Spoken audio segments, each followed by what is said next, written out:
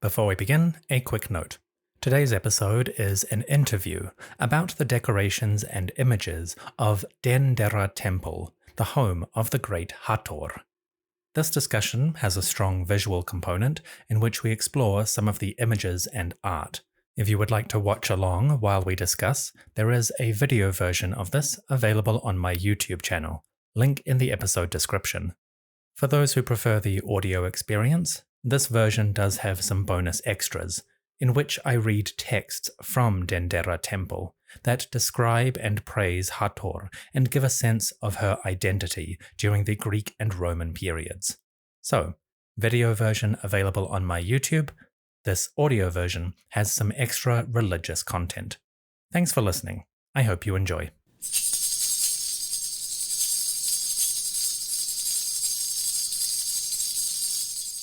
A praise for Hathor. Hieroglyphic texts found on the exterior of Dendera Temple as you approach the main entrance. Quote, "The Golden One, whose names are many, whose four-faced manifestation is graceful.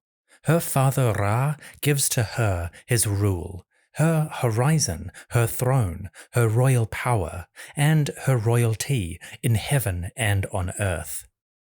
A demonstration of joy for Hathor, mistress of Eunet, or feminine Heliopolis, the primeval one who is older than her father, the Sekhmet of yesterday, the Wajit of today.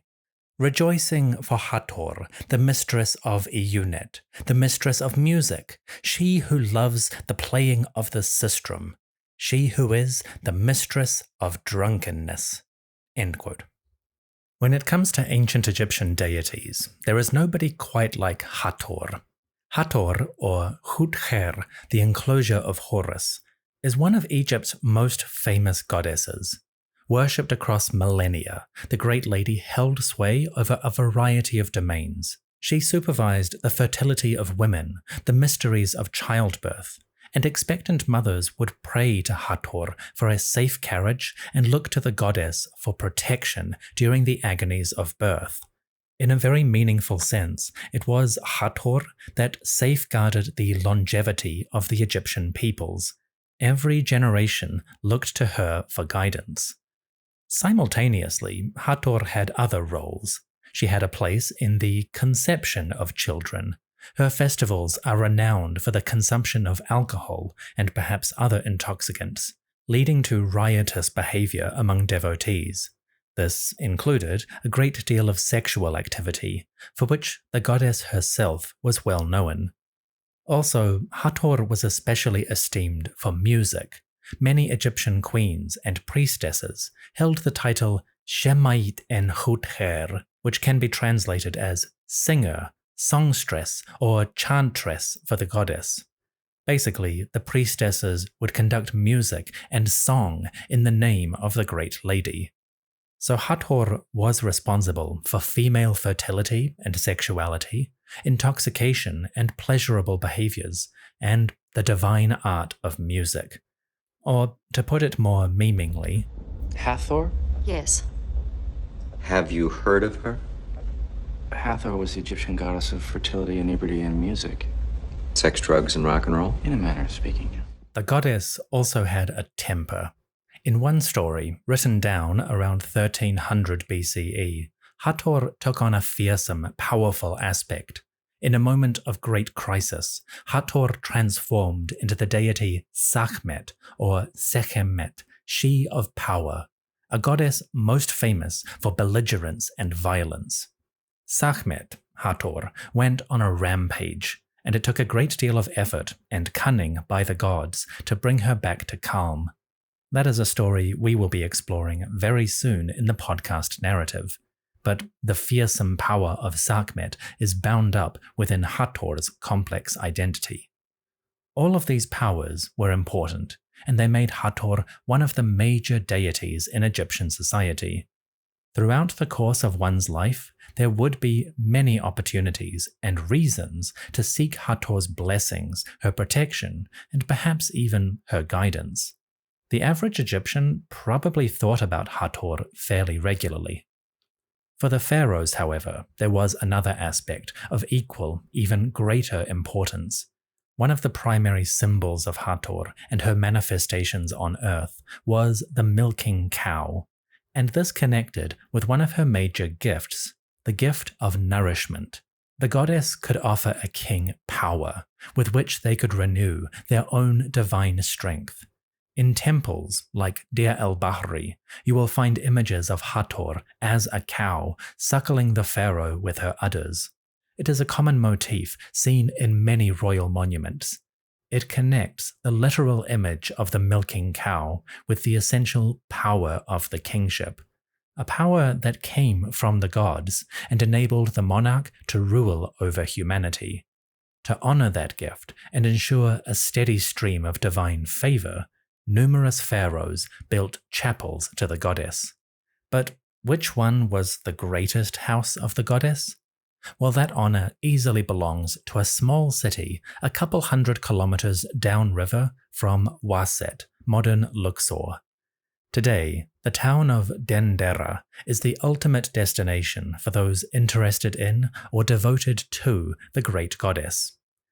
Dendera is dominated by an enormous stone temple surrounded by smaller shrines and a towering mud brick wall.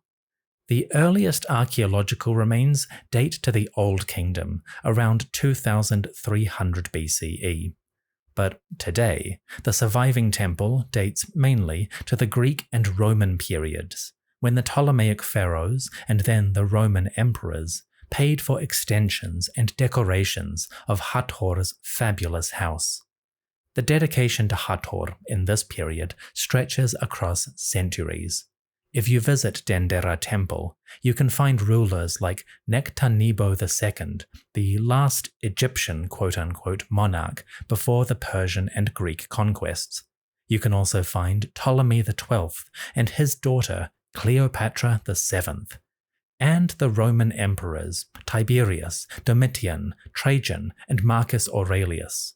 So the Temple of Dendera was an active religious site for at least 2,500 years, from the old pharaonic kingdom to the High Roman Empire. An excellent run for any deity. Dendera is a famous destination to which tourists flock every year. It is a place that enraptured my guest, José Barrera, from the moment he first stepped inside. And in 2021, during the height of the pandemic, José braved the journey to Egypt to take advantage of the temporary absence of tourists. The crowds had vanished, remaining in their homes, and José was free to photograph Dendera in ultra-high resolution. The result of that trip, and a great deal of research work, is his new book, Dendera, the Temple of Time. It is a gorgeous publication of photography, translations, and explanations about the temple decoration. In particular, its beautiful ceiling, in which we find images of the zodiac, the constellations, and the journey of the gods through the sky. José joined me via video chat to discuss this temple, and to take you on a tour of the ceiling decoration. In the course of this interview, we explore the significance of Hathor as a goddess, but especially focus on the images and texts carved in Dendera Temple. It is a wonderful deep dive into a truly special monument. So without further ado, allow me to introduce José M. Barrera. Good morning, José. Welcome to the History of Egypt podcast. Thank you for joining us. Oh, thank you so much for having me. You're currently in New York at the moment, is that correct? New York City, yes. New York City. You traveled all the way to Egypt to photograph a very specific temple, which is the Temple of Hathor in Dendera.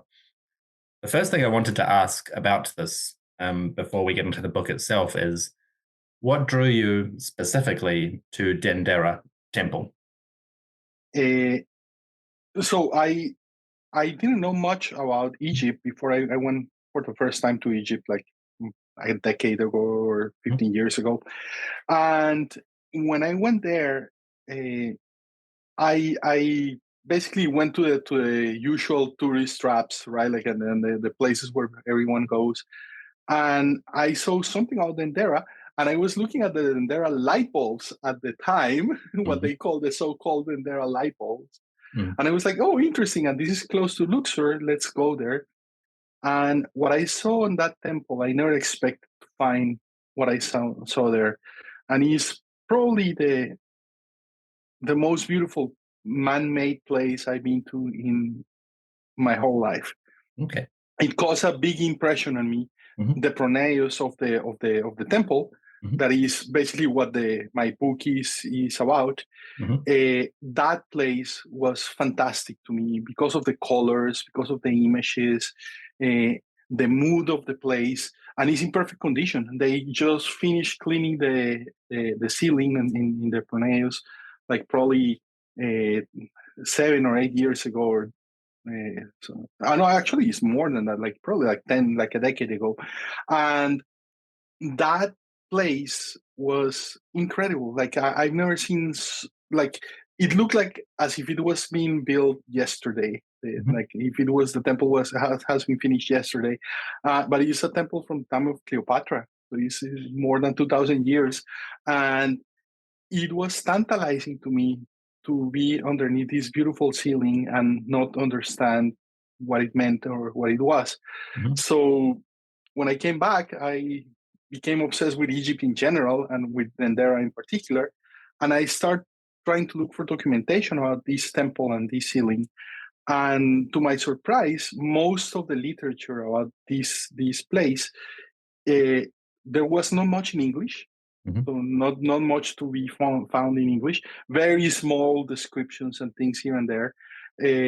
And then the majority of the work, the biggest part of the body of work about Dendera is either in French, which is the majority, or in German. So there is this Egyptologist, is a woman from France called Sylvie Coville. She's part of the Louvre, and she spent 35 years at this temple, studying and analyzing this temple. And I would imagine most of what we know about today about that temple comes from her work and her studies. And she translated basically all, and this is a temple that is covered from the ground to the ceiling in hieroglyphs. And she basically has an exhaustive translation of the whole ceiling and the whole temple. But it's academic in nature. You know how these books are. In one part, you have the transcription of the hieroglyphs, and that's one volume. And then the transliteration is in a different volume, and side by side with the translation to French. So the first task was to, I don't read hieroglyphs, and I didn't know much about how to read them or anything at the time.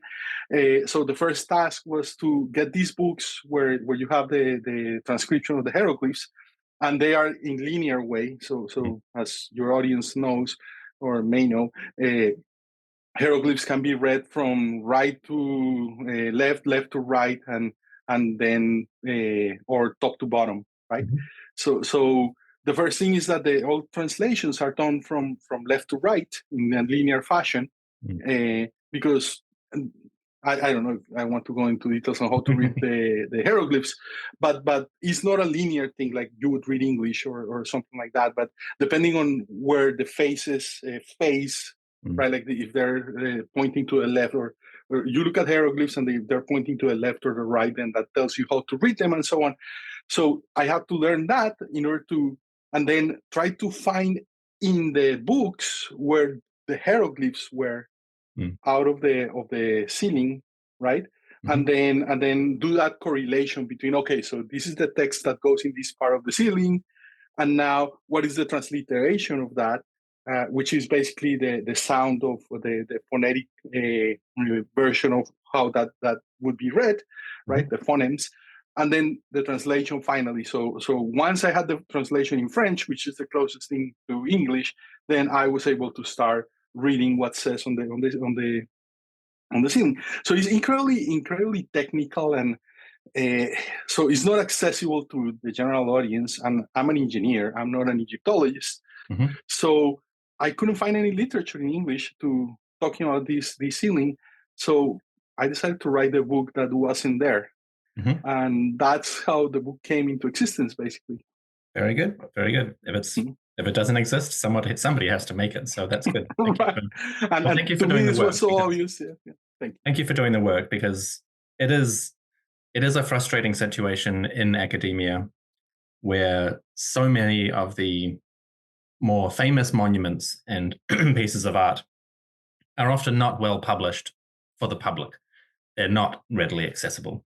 So books like this are important for anyone, really, because unless you're willing to take the time to, potentially learn 2 or 3 other languages and hieroglyphs, and then undergo the difficult and expensive process of gaining access to some of these old books, because at least with, Dendera, some of the old French publications, they're more than 100 years old now. There's probably only 50 copies in the world, so they're hard. So thank you for undertaking this project, because obviously it must have been a massive workload. And as we'll get into in just a moment, the photography process is extremely detailed, and I think that's worthy of recognition. So thank you for doing that, and thank you for your enthusiasm, because it is a lovely book.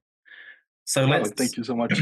let's talk about one more thing, if I can comment, right? Is the other thing that you find on these academic books is that all of them are factual in nature. Basically, what they tell you is, oh, this is the transcript, or this is what says, what this part of the ceiling says, right? But they assume that you have all the context that you need in order to understand what that is. So if you are a neophyte like I am, right, you don't know much about it, then you're missing all the context of that. And it's very similar to what happens when you go to a museum, for example. You go to a museum and you see the collection that they have in the museum, and they give you a name of the piece and probably the year where it was made, right, and who made it, and that's it. Nobody tells you what is the meaning of it, or why the curators of the museum pick that piece instead of picking something else. And all the context when you look at art and when you go to monuments and things like that is missing. So in order to understand something and really appreciate it, you have to have the context. And that's what I try to do with the book. It's like an introductory book to Egypt in general, but centered around or revolving around this ceiling of the pronaos of the Temple of Hathor. Yes, and that is another strong part of the book, is the amount of introduction you give, at least to the larger concepts. So let's talk about the book specifically. So the book is titled Dendera, the Temple of Time. And there's a very specific meaning to that, which you include in the opening discussion. And that is the focus on astronomy, the focus on the measuring of the calendar, the measuring of the seasons, and the annual and long-term cycle of nature itself, but also the divine cosmos, which is, of course, the main subject of the temple ceiling. So looking at the very front section of the temple itself, the pronaos, that's the entire focus of the book, is just that first hall of columns with the beautiful painted ceiling. From your experiences in documenting and studying this, just as briefly as you feel like, what does the pronaos of the temple do from an artistic and text point of view? What information is it conveying? Okay, good. So in order to answer that, I would like to give some context, because everything is about the context. Right. Yeah. So when you think about Egypt is paradoxical, and ancient Egypt was a paradox, because what you have is the harshest weather in the world, right? Like you're in the middle of this desert, and you have this oasis created by the Nile River. And at the time, before the river was dammed, what you had is it had this flooding cycle annual, and it was very, very, very regular. And every year, the Nile water in the south of Africa came pouring down, and then came on the Nile, and that flooded the banks of the Nile, and the water and all the silt that came down the river combined with the land of the Nile and the sun, creates the most fertile land in the world. And because this was an agricultural society, then it was an existential need for the Egyptians to understand the cycle of flooding of the Nile, because their livelihood and their culture and everything depended on that. So once you understand that what you have is these people lived in the dance or the struggle, depending on how you see it, between the water, the elements, the water and the sun, right? The desert and the river. And they dance during the year in a rhythmic way, in a cyclical way, where when the river floods, then it expands on the banks of the desert. And then as the river shrinks, then the desert expands back and takes back the banks. So it's this dance between the water and the desert, and is literally is a dance between life and death, because what you have is, and you can literally, you've been there, you can literally stand in a place where you have one foot on the greenest land of the planet and the other foot on dry desert. So they live in this encounter of opposite forces, and their livelihood depended on that. This is one of the harshest environments in the world, and they excel at living there by understanding their surroundings and this. So this idea of these cycles of life and death, like that they live in a day-to-day basis in Egypt, that permeates and is transfused and translated into everything that they did. Their art, their conceptions of time and space, and their myths, their religion, everything is permeated by this existential struggle that they live in, and is the cyclical nature of reality. And we have this conception of time that is linear, right? Like is okay, so the universe started in a big bang, or God said, let there be light, right? Like depending on what you believe. And from there on, the world is created. And then depending on what we do in this planet, then we go to hell or heaven for eternity. So time to us is this linear, is an arrow. But for the Egyptians, time wasn't linear. Time was cyclical. Time was the cycles of the Nile, the cycles of the day and the night, the cycle of death and resurrection of Osiris, for example. So their conception of the universe was that everything was cyclical. The cycles of the pharaohs. So the pharaohs, just like Horus, they were born and then they reigned and then they died, and then Horus resurrected in the next pharaoh, and so on and so on. So, and by the time the timeline that they use, their chronology started resetted every time a new pharaoh was in power. So every time, just like we have like after crisis, time started, right? What they had is the way they measure time was, the reign of this pharaoh and these many years on that reign. And then when that pharaoh died, then a new pharaoh started and a new cycle started again. So what you have in this ceiling, now coming back to your original question, what you have in this ceiling is a depiction of the cycles, of the natural cycles in the ceiling. Hence the name of the book, The Temple of Time, because time for them was cyclical, and the way to measure time was by measuring these cycles. So the way it worked is that the temples were like pacemakers. So temples were places to observe, were observatories, astronomical observatories, where astronomer priests look at the stars and measure the coming of the flooding or different events during the year. And then by looking at the beings in the stars and in the heavens, the gods in the heavens, the stars, they could, coming to astrology, predict what was about to happen in the future, right? Like the flooding of the Nile. And then based on that, they created calendars and they created ceremonies and festivals to celebrate different events. And then those events regimented the activities of the society at large. So what the function of religion and the temple and the priests was to harmonize these natural cycles in the skies of the gods, of the beings in the heavens, with the activities of society. And because of they understood deeply the natural cycles, then they were able to make a harmonious society with their environment, where they knew when to plant, when to harvest, and so on, based on their observations of the stars. And then that's, I think, a big part of the success and how successful the Egyptian civilization was. That was that they managed to understand and read these cycles and create a society around them. Very good.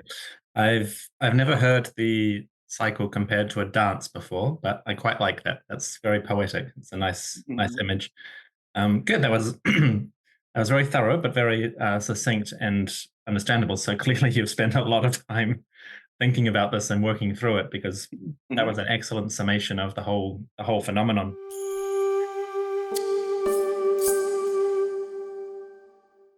Praises for Hathor, Part 2. Texts from the ceiling of the pronaos, or the columned hall in which you first enter the temple.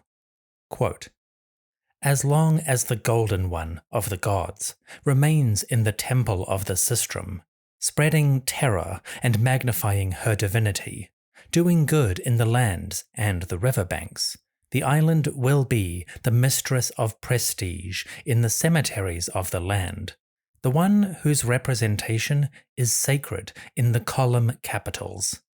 She is Hathor the Great, mistress of Eunet, Dendera, the Eye of Ra, the mistress of the sky, the sovereign of all the gods. She is the venerable and powerful in the temple of the sistrum. No divinity is comparable to her, the mistress of Ma'at, who is satisfied with Ma'at. She is satisfied that Ma'at is practiced for her Ka spirit. End quote. Okay, so that brings us to the temple itself from a physical point of view and your visit to the monument to document it. For those who are listening to the audio version of this, I will include a link to your website where you have an extremely high resolution version of the temple ceiling that people can zoom in right down to the smallest detail. It's a really excellent, publicly accessible record. So first of all, thank you for sharing that publicly, because I can imagine the temptation would be to just keep it in the book to encourage more sales, but having it available here is really excellent and worthy of applause. So the first question I would like to ask, because it's a very large ceiling for anyone who's been there. This is not a small room at all. So for you, who decided, hey, I'm going to document the entire ceiling of this particular complex, the first question is, how do you go about photographing something this large? I assume that you're taking thousands upon thousands of smaller photos and you're compositing them together. But just very briefly, how do you go about tackling something like this? Okay. So the first challenge that you have is that you arrive here, and this ceiling, what you're seeing is the ceiling from the bottom, right, upwards, and then the black squares is where the columns that support the ceiling are. And obviously, I cannot take photos of that, right? So the size of this is probably like 2 tennis courts. That's the full area of this. And then the height is like 17 meters. So it's like 7 stories high. So it's a gigantic room, and it's very, very hot. The ceiling is dark. The conditions, the light conditions are not good. And usually when you come to visit this, you come in a tour or a private tour or with more people. And this is a big temple, and this is the first part that you see. So you spend like probably 10 or 15 minutes in this room, and then you move and you go to see the rest of the temple, and you don't have too much time to look at and because you're staring at a dark ceiling on top of you, 7 stories high, and so it's very, very hard to get a detailed vision of this when you're at the place. Unless you spend hours there sitting down and with mirrors or something, because you're looking upwards, right? So what I did, right, is so I have a professional camera, a Sony Alpha camera, and a professional telephoto lens and a tripod. So I decided to go here and divide the room into little squares and move my tripod. And I took 5,000 photos, and it took me 3 days from the time they opened the temple to the time they close. That is like probably from, I think it's 8 a.m. to 4 p.m. Like, so I didn't have lunch, and all I did during the 3 days straight was take photos, move my tripod a little bit, take the next one, and I created a nomenclature of, okay, so I'm gonna start taking panel 1, and I'm gonna take it from one. So if you see here, the temple is divided in 7 panels. The vertical stripes that you see in between the columns, right?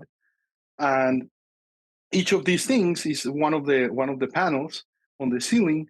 They are like gigantic, right? Like the tennis court length, right? And like probably like roughly like 3.5 meters wide, something like that, each of them. And so I decided each of them, I went and I start taking little images of each section and move my tripod. And so at the end, what I did is I covered with my tripod the whole ceiling. Each image was probably like 50 megabytes, like each take with the tele at and when I zoom in, right? And then the other complication that you have, and there are two, is light. Because you're there from the morning to the afternoon, then what happens is that the light comes from the bottom of the entrance to the pronaos is at the bottom of this image, right? So the light comes from there, and then so there is a part that is lighter on the ceiling than on the back is darker, but that's easy to correct. But the other problem with light is that because I cannot take all images at once, then as the day goes by, the light moves on, and then the lighting of the ceiling changes across the day, during the day. So each photo has a different light condition as the day moves on, right? And so I had to write software. So the first thing was, okay, so once I got all my images, so now I have 5,000 images of high resolution. So I have to come and first I have to tile them together. And then the other thing is, because I was doing this with a manual tripod, and there is aberration on the lens, then when you stitch the images together, the image doesn't come like a straight thing, but it comes like a sausage, like this, right? So I had to create software first to straighten the images and to make them flat and this, and then software to correct the lighting depending on the part of the scene. And you can still see a little of the light, like for example, you can see it like on the right side, like between the columns, you can see like these vertical light lines that grow upwards. That's part of the part that I couldn't correct, right? Like this is the final part of the light that you see there. But it was like, I think that was one of the longest parts of the process. It took me like 2.5 months to recreate once I had all my images, to put them together in one gigantic image. And then the other complication that you have is that because these images are so big, as you start to put them together and grows, and the image grows and grows, you have this unmanageable situation where you have this gigantic image and you're working with like gigabytes of data. So it's incredibly slow to do anything on the image because it takes a lot of time to do it. So yeah, finally, after 3 months, I ended up reconstructing the ceiling like this image, basically. Okay. So, out of Mhm. curiosity, for the darker parts of the pronaos, further in, did you Mhm. have a longer exposure? Did you try to do any Eh, corrections on site, or did you just do it in the post processing? so what I did is for each photo, so I used to put the tripod in a place, Hmm. and I took different exposures of the same image many times. And because it's dark, I had to do long exposures, Mm. so to capture a lot of light. So what I did is I took like 4 or 5 images at different exposures on each part that I took, and then there is this concept called dynamic range, Hmm. where what you can do is if you have many photos of the same thing at different exposures, you can use software to combine them to create like an image that has the best information from different images, or Mm. like takes the best part of this. So I did that, right? So each part, this is heavily like I use a lot of digital stuff here in order to compose this. Yeah. Hmm. Sadly, the ancient Egyptians did not design their temples in a way that was suitable for 21st century photography. But say la vie. Actually, what is amazing, right, is that this is inspired by an image that was basically like this ceiling is, and I can show you. Let me see if we can do this. This is live action, guys. Like so.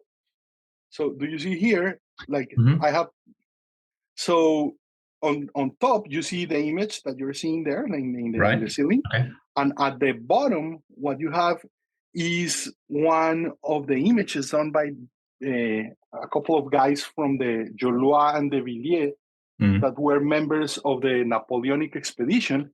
Okay. And what they did is they went there and they did the same that I did, but with charcoal and paper and torches.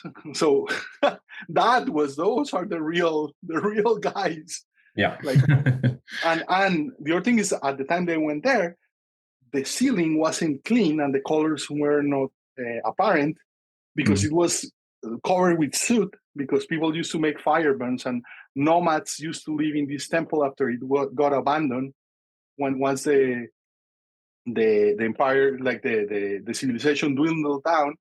These temples got abandoned and covered in sand, and nomads used to live, Bedouins used to live inside these, and they used to make fire bonds there. So the ceiling was covered in soot, black soot. So you Mm. could, but because it's a relief, then you can make up the shapes of what was there, but the colors were gone. So it's more, you can see on the right hand side there is a little black square on the. Mhm. Do you see it on the Right. first panel on the left? Sorry, I'm very sorry, I'm Just one dyslexic. second. Just On the left side, okay. Over here. uh yeah, that square, that little Right. square in the middle of the panel, that was left on purpose the Mhm. way the whole ceiling was before they clean up Mm. the ceiling. So it used to look like that, no color at all, it was just black. Yeah. Mhm. Yeah. It's the conservation process on this is quite remarkable, as anyone can see. Even on my first visit in 2008, a very large section of the ceiling was still this black charcoal with occasional glimpses of faded color here and there. So that's the process of actually photographing something like this. I have to ask. Obviously, you would have had to get official permission to do this, I assume. When you were on site photographing it, did you have a little section sort of taped off where you could stand and do your work and then moved along? Or No, were you just actually, in the no, midst of the actually, crowd? what is incredible is I went in the middle of COVID Hmm. to this, so I was the only person for 3 days at the temple. Oh, wow. Okay. There was nobody, so I had the temple to myself for the 3 days that I was there. There was nobody Wow. because it was. I went. This is probably April of 21. Hmm. So it's in the middle of the pandemic, the Hmm. tourism, and it was heartbreaking to see Mm. these. Like, Egypt lives from their tourism, Yeah. and I was the only tourist in Egypt. basically the only crazy person to decide to go there and decided to go there in the middle of the pandemic, right? Sure. Which was amazing. Like I went to the Giza Plateau, and before I went to Luxor to do the photography in the temple, and I had the king's chamber of the Great Pyramid for myself for close to 45 minutes, which Wow. is unbelievable. Yeah. That's quite unique, quite remarkable. Mhm. You got the VIP treatment without all the hassle. So in the book, basically you take this ceiling and you break it down to each of its individual rows, these long sections between the columns.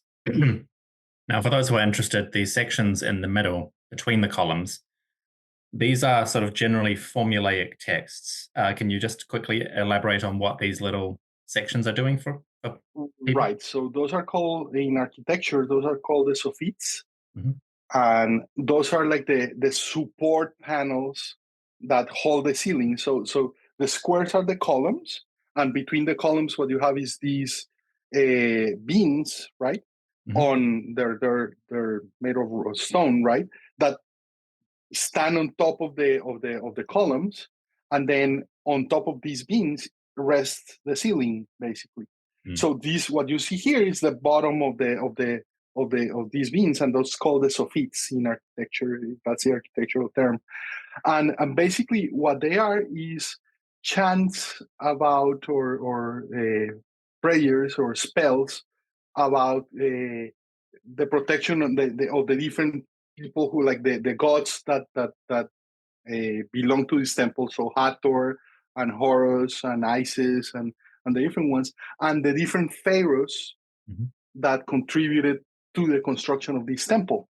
And that's one of the ways we can date the temple, is because of the names. And what you have here is the name of Caligula, is somewhere in the ceiling.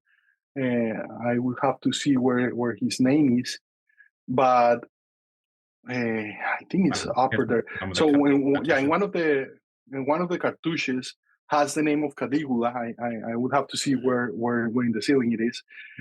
So it's basically praising the people who contributed to the construction of the temple, and giving general blessings to the goddess Hathor and Ihi, which was her son, and Horus of Edfu, and so on.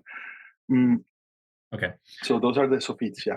So in between, we're just looking at sort of praises by the gods and for the particular emperors, Roman emperors, who are responsible for, well, we say responsible, but most of them never actually visited, but it's done in their name and done on their behalf as pharaohs of Egypt.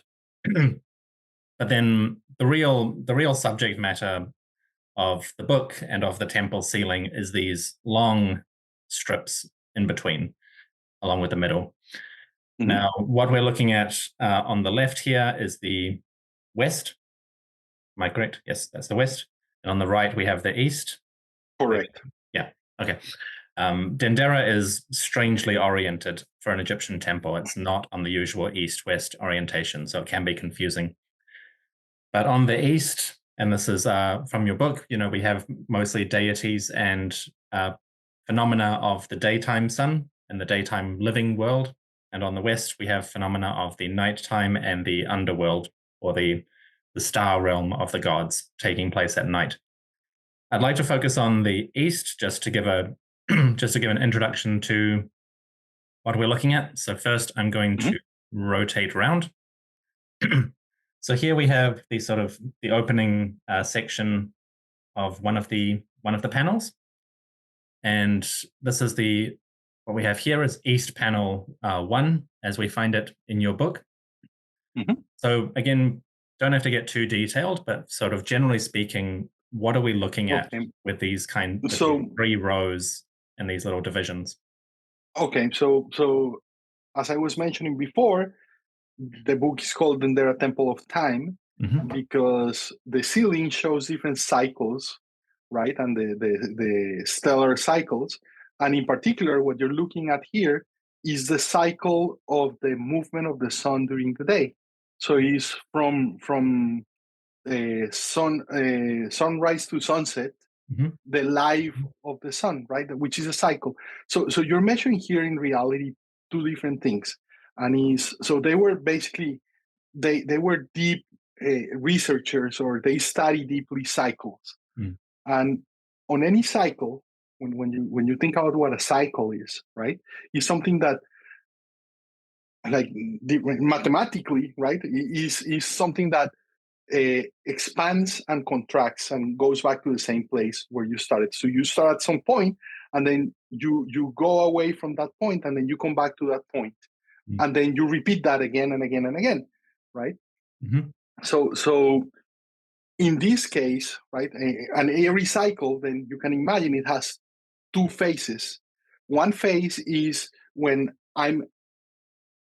let's say you take an origin of the cycle, and then I'm going away from the origin, and then I go to a place where is the place the furthest from the origin, and then I come back to the origin. So I have a phase of expansion and then a phase of contraction. And you can see that in the river, right? Like when the water grows and shrinks. So is these two phases of every cycle, the expansion and the contraction of the cycle. In this case, what you have is the sun from as I was saying, from sunrise to sunset. So there is an expansion of the sun where the sun starts on the east, right, at the horizon on the east, and starts to go up in the sky, and then it goes up to the point of the highest point of the day, that is at noon, and then the sun starts to decline. So you have the expansion and the contraction. And that's the cycle. That's what you're representing here. But in a beautiful way, what you have is, this is represented in an analogy to the cycle of life of a person. So if you see, this is the different hours of the day.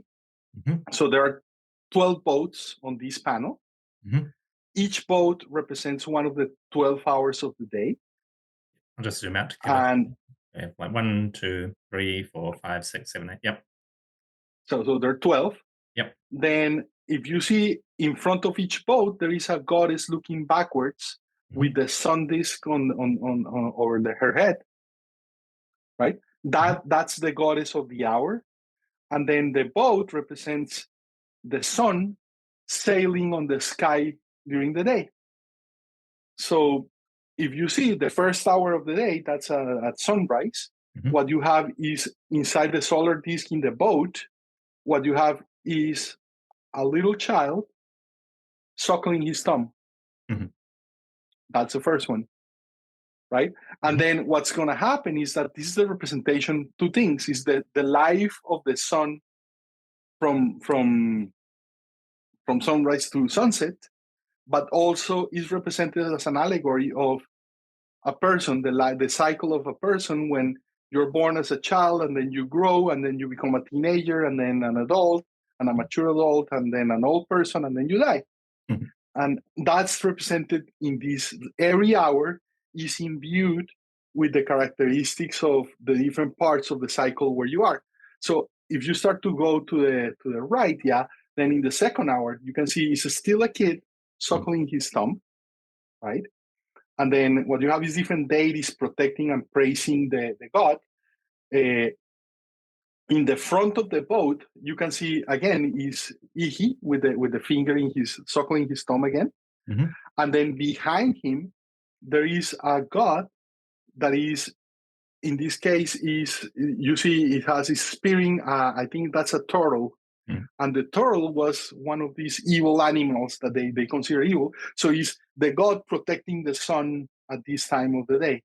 And then you can see in front of the sun disk there is Horus is there, and Isis is on the back, and both have their hands like this, raising their hands, and they're just praising And then you can see behind Isis, you can see Nephthys, right, and you can recognize them for the crowns what they have on top of their heads. And each boat represents basically one of the hours of the day.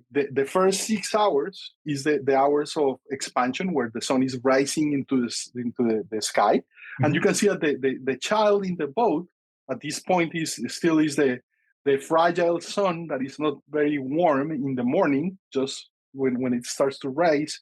And then if you start to go to the right, what you're gonna see is that the sun starts to grow up. Now here is it's a sphinx with the face of a falcon, right? Sitting on top of a lotus flower and a blossoming a lotus, like an open lotus flower, right? And then in the next one, if you keep moving, right? So now here is like you can see it's a ram, like a teenager. So we're getting closer and closer to noon, right? So basically the ram is a symbol of potency, and then the sun god is shown as a teenager, right? So it's already reached its potency and it's getting warmer. And again, these are like, if you see the previous panels that we saw were on a poor condition, right? Like they're like damaged.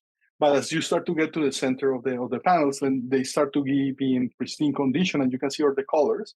Here you have that's Basset and Montu.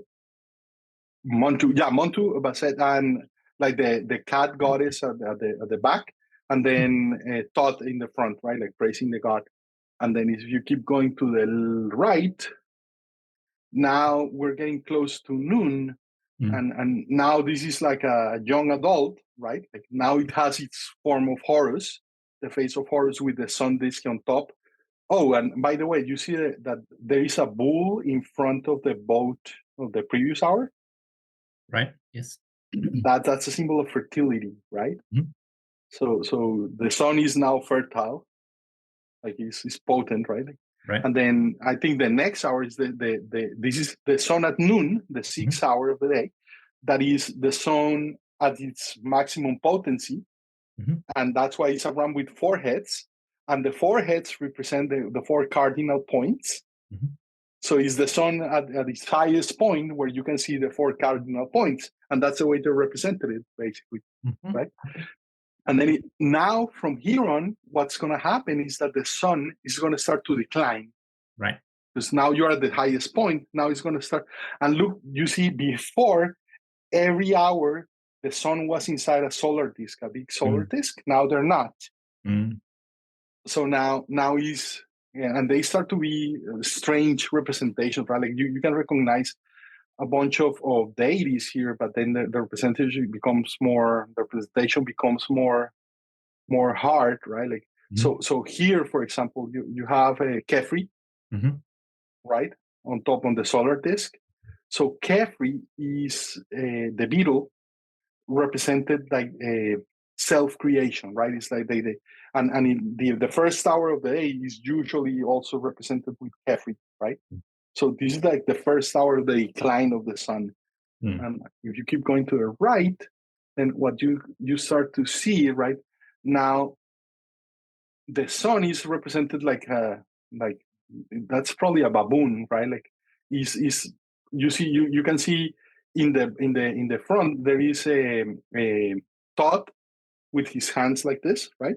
And then behind is a deity with the head. It's probably a baboon. That's the sun. Right. And then if you keep going to the right, now this is a mature adult, like with the head of a lion, and he's has on like it's probably a little monkey on his hand. And then as you keep going to the right, what you're gonna see is that he's gonna start aging. So in this hour, so we are getting close to the sunset. Look at the prow of the boat. What you have is a mummy now. So we are entering into the last hours of the day, right? And each of the boats in the front has a deity protecting the boat. And you can see in this one, it's very interesting. At the bottom, like what the protector deity is spearing is a donkey. The donkey is one of the images, the representations of Seth. Right. And then the other thing that is interesting, and you can see is these images, what is beautiful is that they're full of details everywhere. So the boat is sitting on top, like you see that's the hieroglyph of the sky. basically. So that's the boat navigating on the sky, which is like that platform where the boat is. Yeah, keep going to the right, and I think we're going to, this is the one to last tower. Now it's an old, like you can see the sun is represented as a pharaoh, right? Wearing the double crown. And he's already an old guy. Mm. And then the last tower, and look at the front of the boat, is one of the dogs that are at the entrance of the underworld, protecting the underworld. And then during the last tower is an old guy with a cane on his hand before he dies to be resurrected the next morning in the next cycle. So it's fantastic. I mean, you could spend on one of these panels or one of these boats hours looking and analyzing what they are, basically. And you did.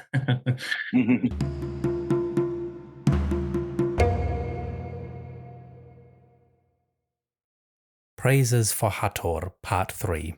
Texts from the ceiling of the pronaos, or columned hall. Quote, "Then this goddess turns her face towards the east.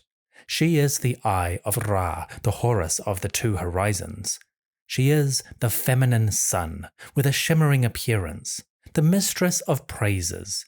How pleasant is her hair, which is affixed in bronze. Her form is made secret. Her secret appearance is great by the hand of Shu. She who rises to the sky as a bird, whose manifestation is great, she is Hathor.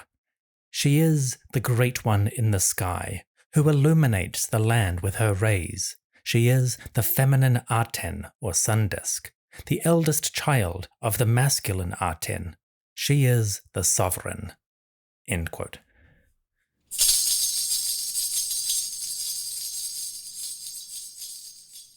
Yes, so thank you for walking us through that. It's for those who are interested, the book does a full breakdown basically on each individual hour, and it also has sort of sections explaining the deities who appear above and below each strip. So you can really go into full detail.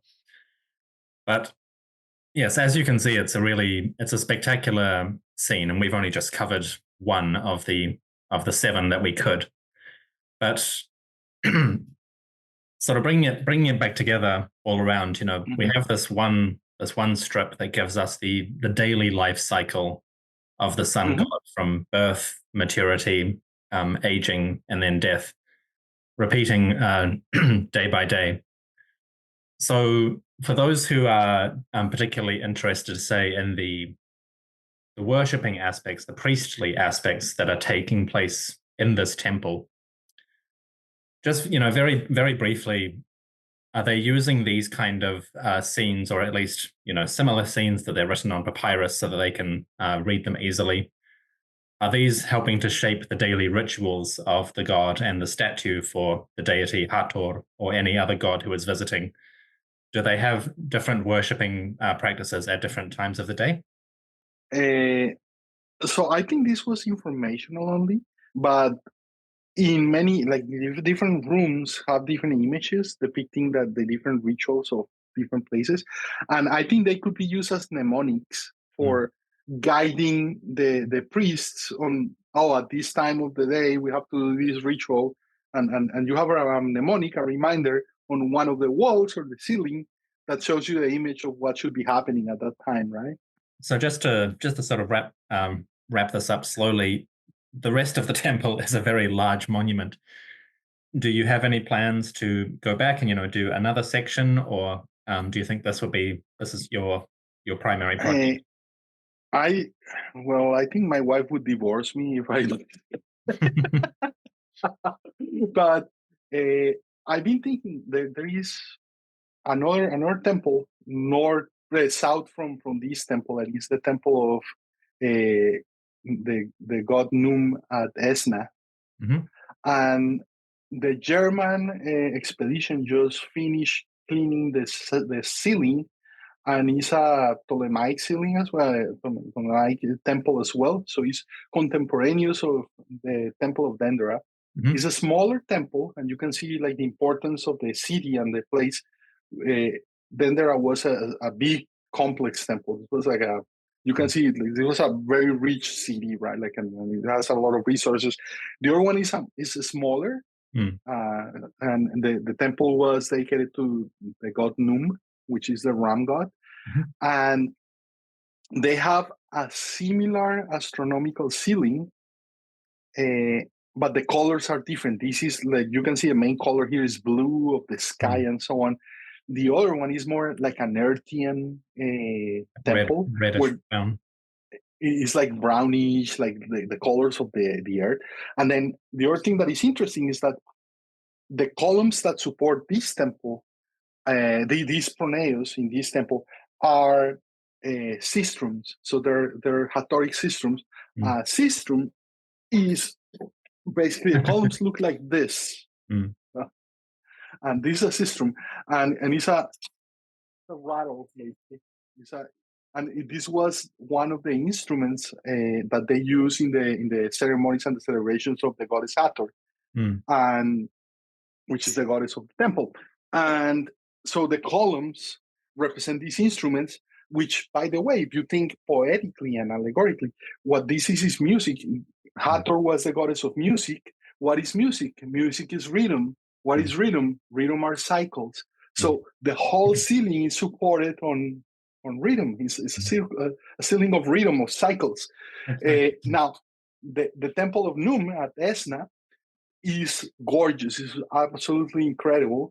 The columns are palm trees. And each column is a different palm tree, and they have different colors and so on. But the astronomical images of the ceiling are very similar to the ones here.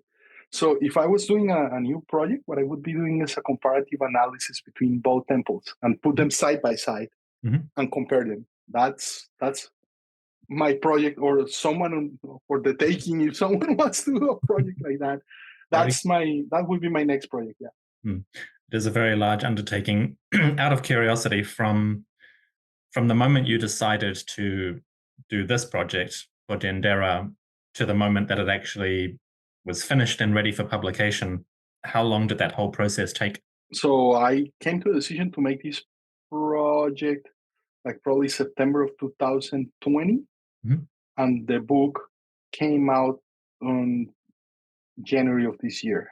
So it was like 4 years. So it's a very big undertaking for anybody to do. But yeah, okay. So Esna is a beautiful temple. So if anybody wants to try and match this, then they are welcome to attempt it. So Jose, that brings me to the end of my questions. Thank you very much for answering them and for walking us through the temple of Hathor. Have we covered everything that you wish to talk about, or is there anything else you'd like to add about the monument? Well, we could talk about these for hours, right? Like, it's one of my passions. What would I say?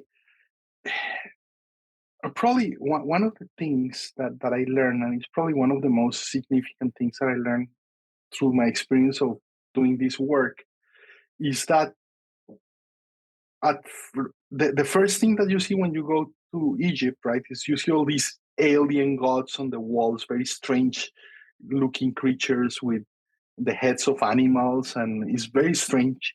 And the hieroglyphs are like this, like it would look like if you went to Mars and there was an alien civilization, I would expect, like, when you don't know anything about Egypt, that's what I would love to find in Mars, is the alien temples there that you don't understand anything and you see anything. But once you start to learn about Egypt and appreciate it, what you realize is that the hieroglyphs and the images and everything that's in this temple could not be anywhere else but in Egypt, because what you see once you've been there for some time and you get acquainted with the place is that all these animals, exotic animals, and these gods and the hieroglyphs and all that, they are the animals of the Nile. And they are the creatures and the plants and the objects that they use in the day-to-day. So this temple is just like the dates that fall from the palm trees around the Nile. The temples are the stylation in art of the Nile River and the plants and the animals and everything that you see around. So it's incredibly beautiful because it's autochthonous and native to that place, and it couldn't be otherwise. It's perfect, in perfect harmony with its surroundings because it depicts and reflects the nature around, and which to Egyptians was really, that was where the real gods and the real deities, and because everything was divine to them. So all these animals and the river and the sky and the water and the plants, all of them were manifestations of their gods, basically. That's a good way of putting it, and I'm glad you use the word alien in some respects, because I know you've appeared on other podcasts to talk about this book for shows that do kind of believe in that stuff. And one of the things that I often find with the people who believe devoutly in ancient aliens or things like that, they often look at Egypt sort of out of its context. They take pictures of, say, Dendera, like the light bulb, and they just look at that one little picture. They don't look at the rest of the monument. They don't look at where the temple is within the landscape or within its society. They sort of take these little snapshots out of the culture and study them in isolation. But as you note, that's not, you can't do that with any culture, really.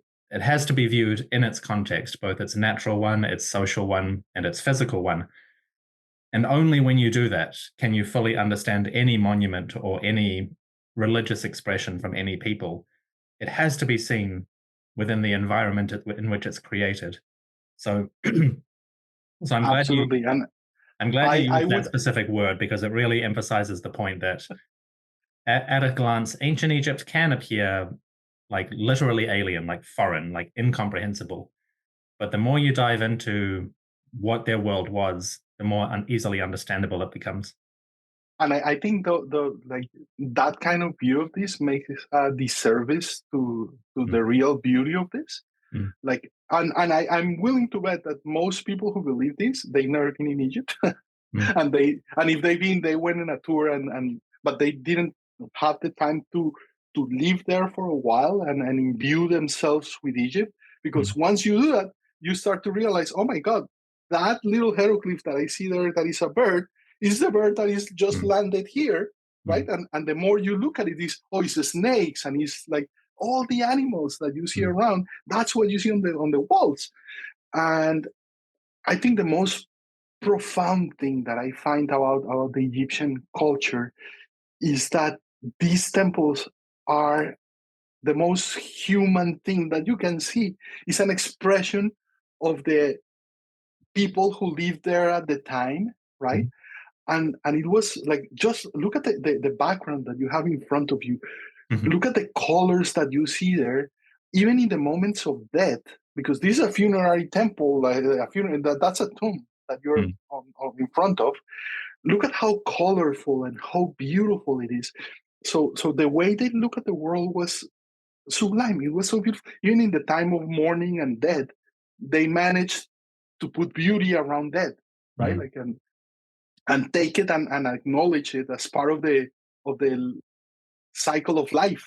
And I think it's fantastic. It's sublime. It's like from all cultures, in my humble opinion, they managed to reach a point, the highest point in philosophy and thought, that we haven't been able to. We don't have something that is so all encompassing and harmonious today.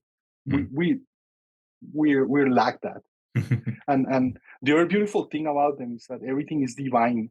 So when they look around, everything was sacred and divine. And we live in a world, as I say at the conclusion of the book, the ones who live in a desert is us, where nothing has meaning, and we go to shopping malls to consume because we have no meaning in our lives. We live in a desert, not they. That's a very good final point to put it there. So, Jose, thank you very much for coming to explain the Temple of Dendera and your book. For those who are interested, I will put a link to your website. I'll put a link to the place where they can purchase the book. So yeah, all I can say is thank you, and I hope you've enjoyed breaking it down and discussing it. Oh, it was fantastic. Thank you so much for having me. Excellent, thank you. And please do let me know if you decide to go back to Esna, if you decide to carry on any other projects with other temples. Do let me know, because this was really, really interesting. Perfect. Thank you so much. Thank you so much, Jose. My thanks to Jose for joining the podcast and discussing this temple. If the conversation has piqued your interest, Jose's book, Dendera, the Temple of Time, is a wonderful publication. The photographs are stunning high quality and beautifully printed, and the explanations of the art, the hieroglyphs, and the deeper religious significance of these figures is quite thorough and detailed.